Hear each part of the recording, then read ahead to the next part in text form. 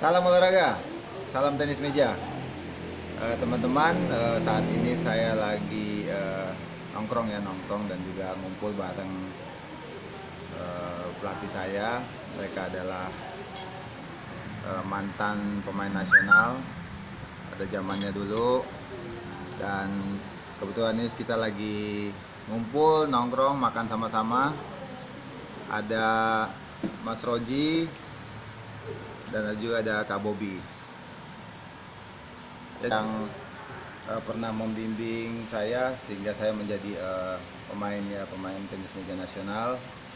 Tapi ini pas kita lagi ngumpul sama-sama, jadi saya mau sedikit menanyakan kepada mereka tentang tenis meja. Halo Kak Bobi, Mas Roji. Cuk, David. Jadi ceritanya dulu saya pertama kali belajar tenis meja itu di Batang ya, di Batang dekat Pekalongan. Setelah itu saya pindah ke Semarang. Nah di Semarang itu terus lulus SD saya pindah ke Jakarta. Nah di Jakarta ini dulu ayah saya tuh mengantar saya ke Senayan. Saya ingat banget itu, ayah saya mengantar saya ke Senayan dan bertemu dengan pertama kali saya bertemu dengan ayah saya, bertemu dengan almarhum Ompek ya, Kak Bob ya. Saya tadinya mau masuk di klub situ tuh di Senayan, apa namanya? Bunga Dipa, saya ingat banget. Tapi pada saat itu memang saya nggak diterima di situ, belum dites juga sih mainnya sih. Saya nggak diterima situ. Terus nah, saya ketemu Kak Bobi, pas ayah saya ketemu Kak Bobi, dan nah Kak Bobi lah inilah orang pertama yang menyarankan saya untuk saya masuk ke klub UMS 80. Pada saat itu UMS 80 latihannya di KONI ya, di KONI Tanah Abang. Jadi waktu itu kita di Senayan, Kak Bobi karena lagi pelatnas di situ. Ada Mas Roji juga itu ya? Lada Pon. Itu Belanda Pon ya? Ada saya. 89. Ya, jadi Kak Bobi yang suruh saya untuk masuk klub UMS 80, dan akhirnya saya bisa bergabung di klub OMS 80. Jadi itu ceritanya saya bisa, awal saya berkenalan dengan Kak Bobi. Mulai dilatihnya sama Mas Roji itu mulai dekatnya itu tahun 97 ya. 97. 97 pada saat itu saya masuk tim DKI, dan Mas Roji juga pas itu jadi pelatih di DKI. Jadi itu ya awal kenalnya lebih dekat dengan Mas Roji. Kalau Kak Bobi memang udah lebih lama ya, tahun-tahun 89. Tapi sama Mas Roji udah kenal juga, cuman mulai dekatnya itu pada saat Mas Roji jadi pelatih DKI dan saya masuk ke DKI. Ya itu kurang lebih tadi saya bercerita tentang perkenalan saya, dengan awal perkenalan saya dengan Mas Roji dan juga Kak Bobi, dan saya ingin ngobrol-ngobrol sama mereka sekarang tentang tenis meja ya. Kak Bob, sekarang ini kan lagi pandemi ya, pandemi COVID-19, virus corona ini. Kegiatan gimana nih? Kegiatan melatih dan sebagainya bagaimana? Ya. Dengan adanya COVID ya, kegiatan kita sebagai pelatih, apalagi kita punya atlet dipulangkan ke daerahnya masing-masing.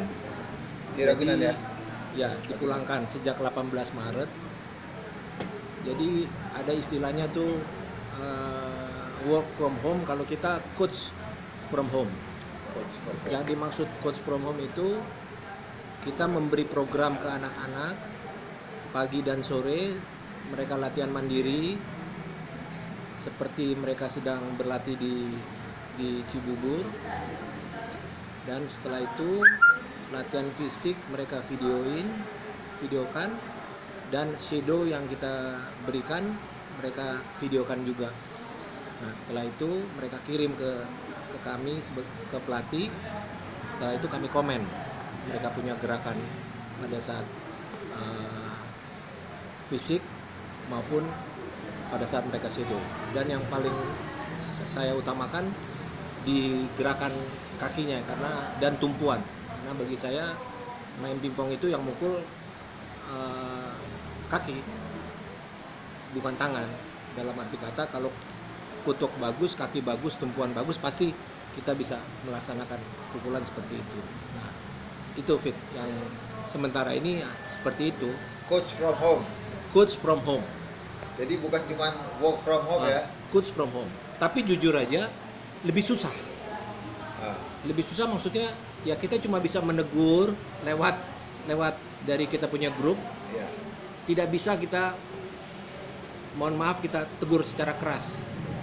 Nah, kalau saya kan ciri khasnya itu tegur secara keras, ya ada kata-kata yang sedikit keras, dan ini tangan pasti sama kaki main. Kalau kakinya tangannya nggak benar maupun gerakan kakinya tidak baik lah, itu aja.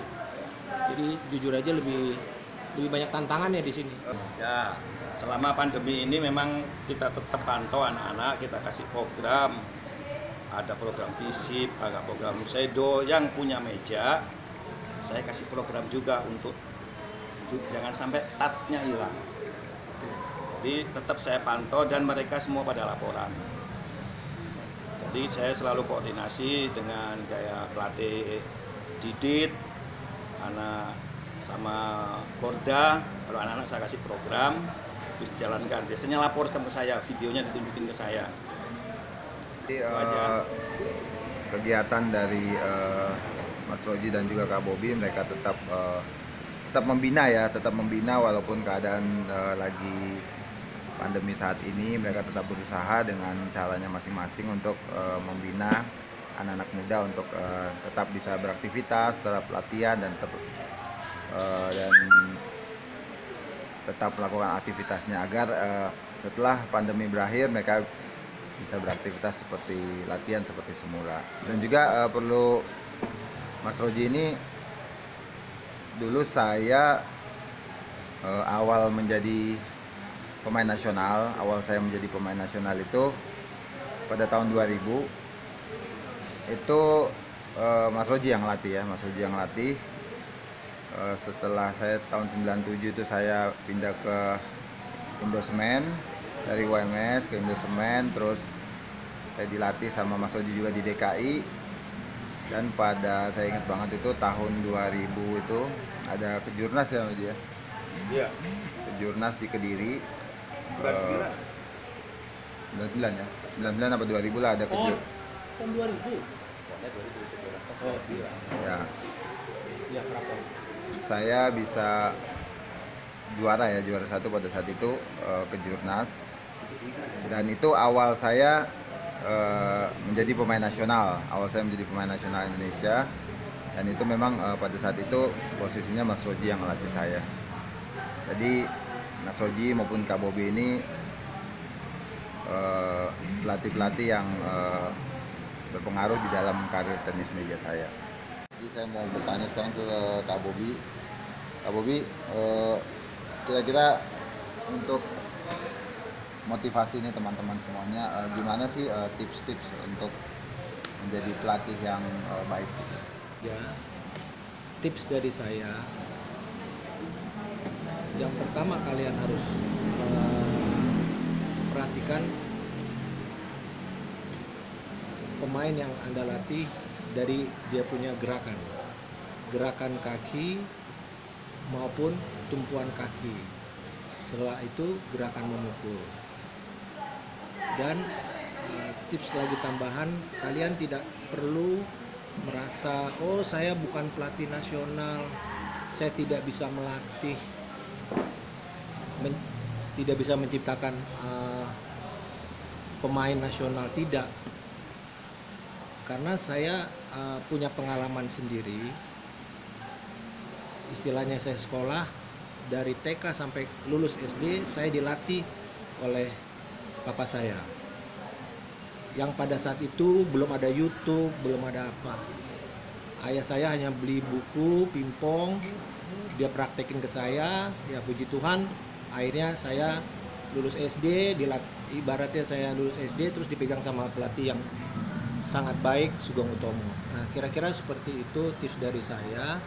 Harusnya kalian harus bisa lebih baik dari ayah saya, karena kalian walaupun misalnya bukan seorang pemain seperti ayah saya, tapi sekarang sudah ada YouTube, begitu Ya. sudah ada YouTube, kalian bisa belajar langsung, bisa lihat sendiri tutorial dari lain-lain kan banyak. Itu aja tips saya, harus selalu pede, bisa. Walaupun mungkin kalian teman-teman pelatih tidak bisa mempraktekkan pukulan yang benar forehand maupun backhand, tapi minimal kalian harus tahu gerakan memukul yang benar bagaimana, gerakan memukul yang salah bagaimana. Begitu juga untuk gerakan kaki. Itu tips saya.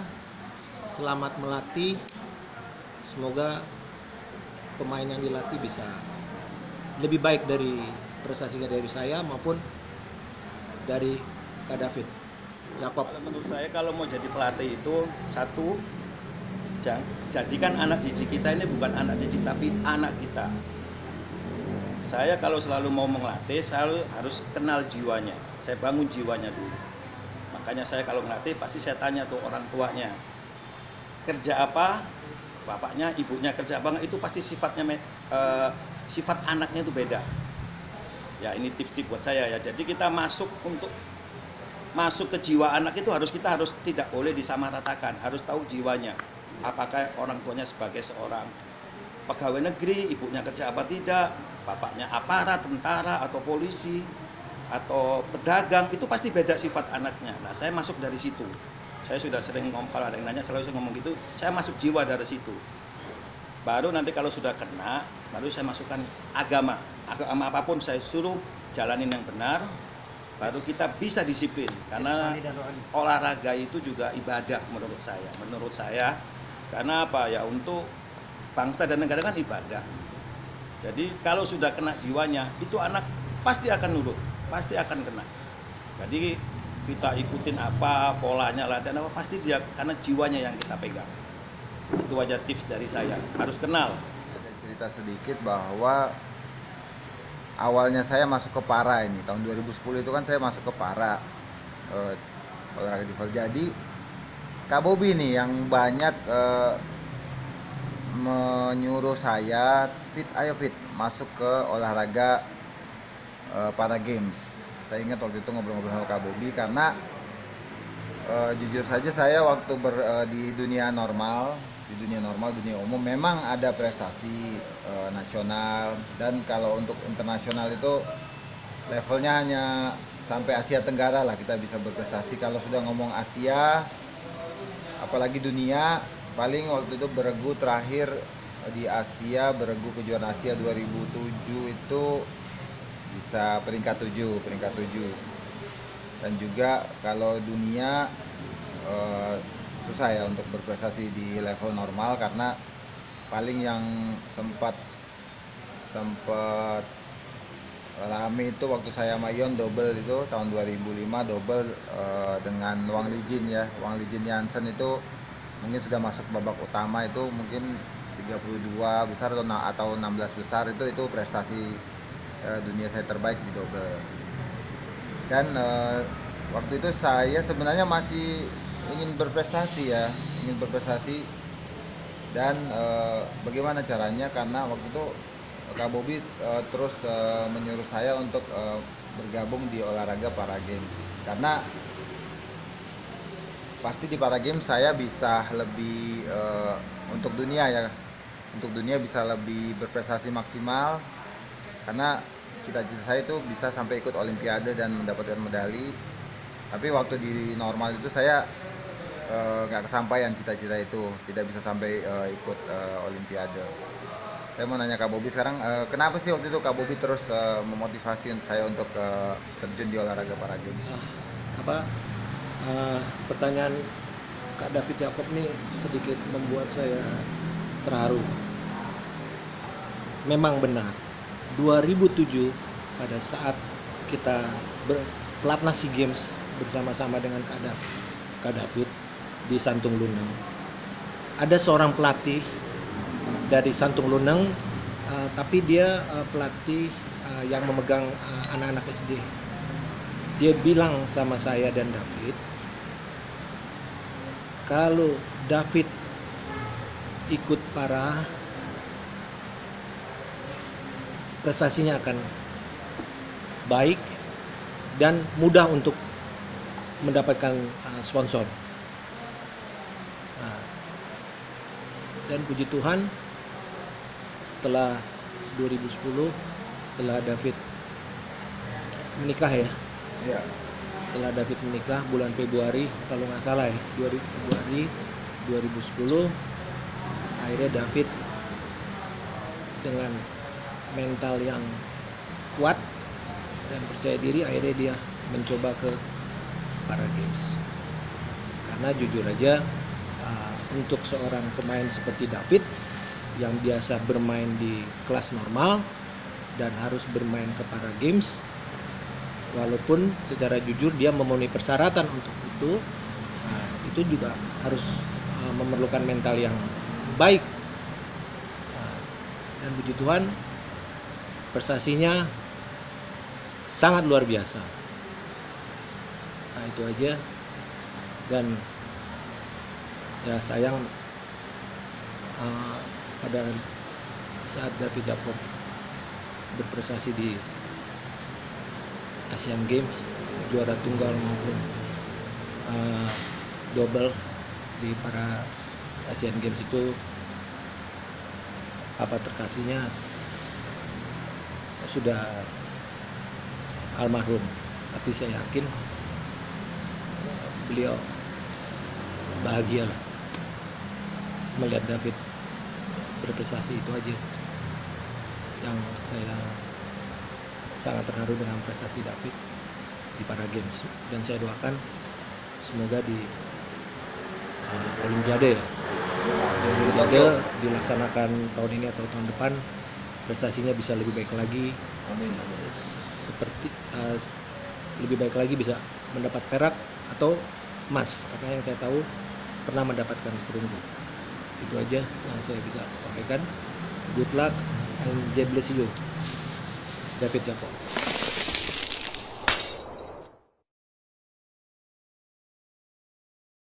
Saya mau bertanya kepada Coach Roji, Coach Kak Bobby, apa sih saran-saran untuk gimana perkembangan tenis meja Indonesia? Ya, kalau menurut saya, karena saya sebagai mantan atlet, harus jenjang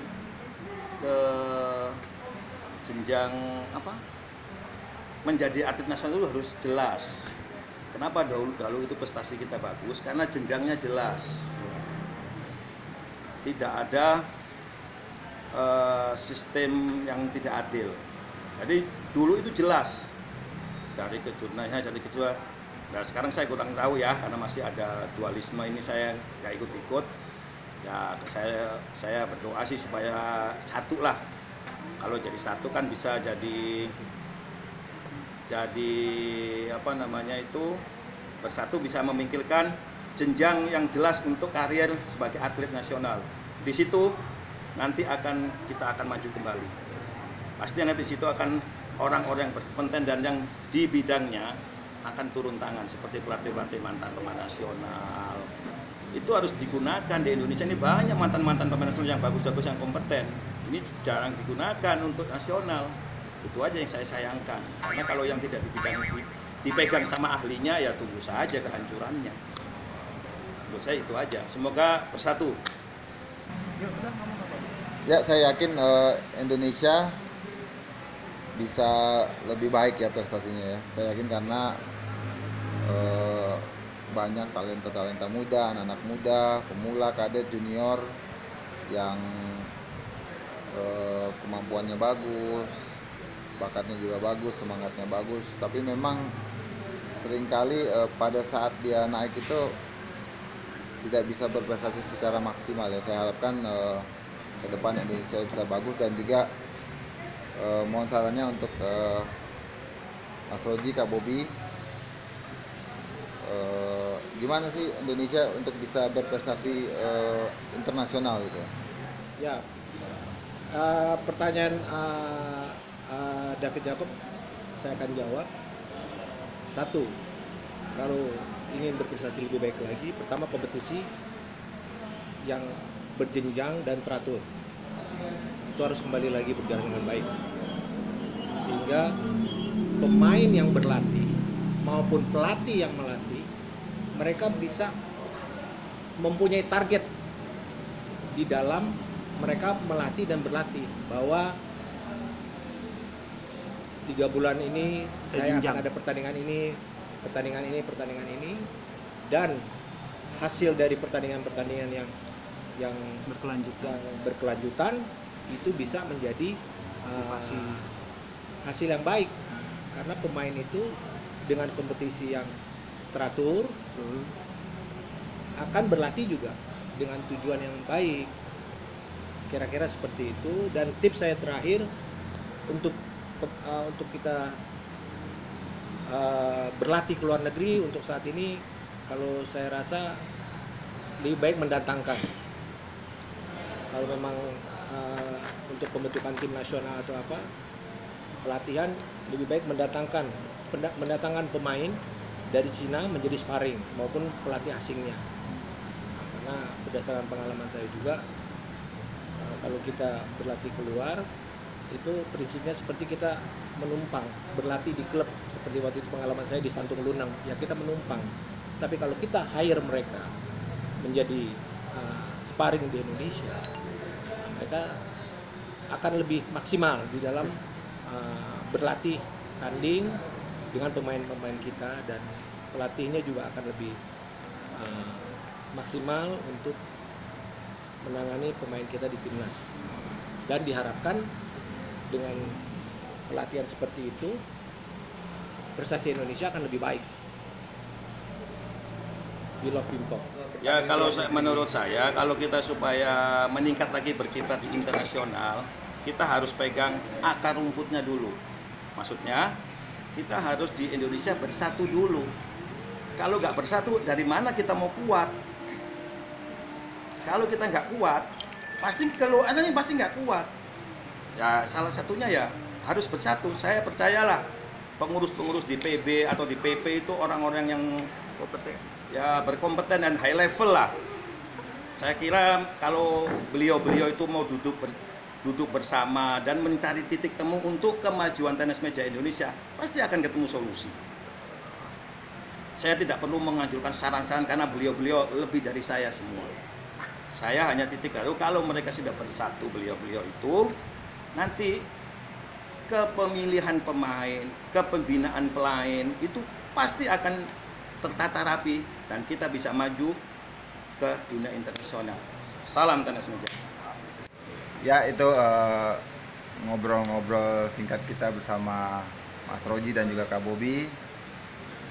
Kiranya ini bermanfaat untuk perkembangan tenis meja Indonesia. Dan pada saat ini juga saya mau mengucapkan terima kasih kepada Mas Roji, Kak Bobi. Tidak hanya Mas Roji, Kak Bobi saja ya, tapi pelatih-pelatih saya yang dulu juga, mulai dari saya belajar tenis meja di Batang, terus di Semarang juga, dan juga pelatih-pelatih saya di Jakarta, baik di waktu di klub, pada saat saya tim nasional, pada saat saya masuk para juga, semua pelatih saya ucapin terima kasih telah membina saya, membimbing saya sehingga menjadi atlet sampai sekarang ini. Salam olahraga, salam tenis meja, sukses tenis meja Indonesia.